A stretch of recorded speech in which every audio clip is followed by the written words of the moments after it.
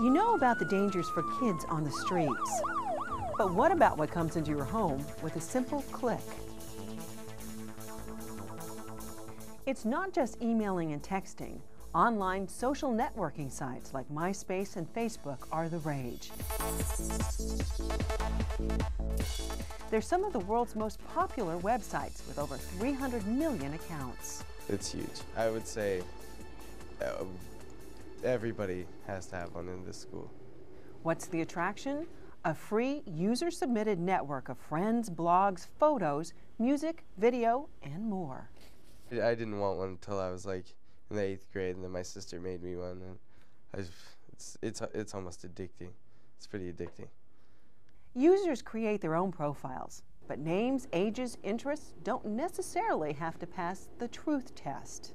I could upload a picture of Tom Cruise and put it as my default picture and put Tom on the top, and I could, because you can get pictures off Google and then put them on your MySpace real easy.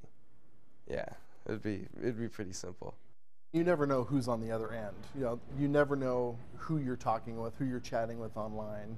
And that's the danger. The minimum age for a MySpace account is 14. It's a big draw for teens and for others who'd like to meet them. It could be a 40, 50-year-old person that's just out there trolling for victims, and they'll say anything and put anything up on their space to gain the trust of a kid. It's in the news every day, one way or another, someplace or another, some girl or guy has agreed to meet a guy at a location just for coffee, tea, donuts, whatever, or why don't you run away with me? I mean, we've gotten along so well. You seem like the right person for me. You know, you don't know who's on the other end of the thing, you know, you don't know. I only add people I know. I don't have anybody that I haven't seen in person that I talk to at school or something like that. I know pretty much everybody on my friends list. And that's the key to staying safe, according to police, communicating with real friends, not just cyber friends. Set it up so it's a private site. Only allow people access to your site that you know, not an acquaintance online, but like friends at school, family. Just don't let anybody on that you don't know. And there's another group that's showing up more and more on the internet, cyber bullies, kids who use the internet to harass or threaten others. I would go on it like every day basically and just like check it and talk to my friends. Most of Sasha's online conversations were with her two best girlfriends.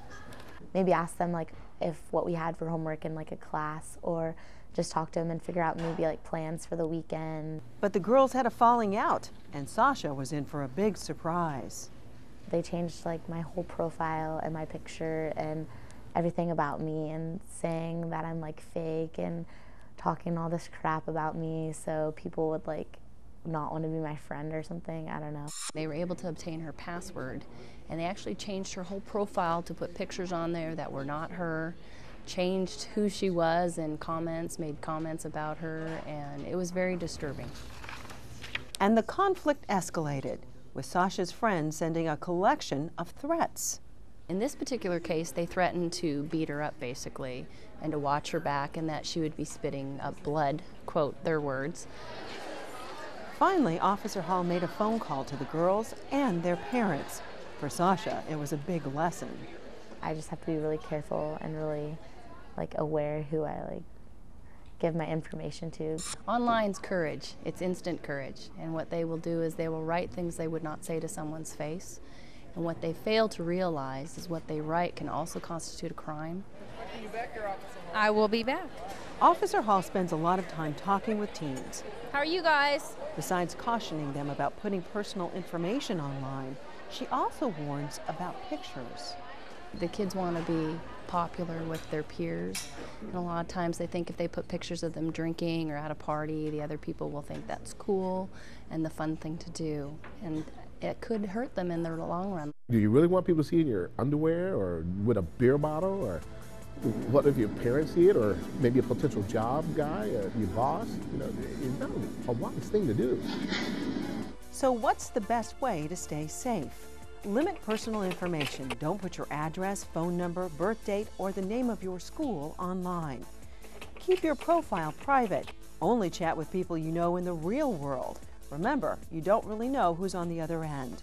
Be careful about using words and posting pictures that could come back to haunt you in the future. The internet, with its limitless possibilities for education, entertainment, and connecting, just use the right amount of caution.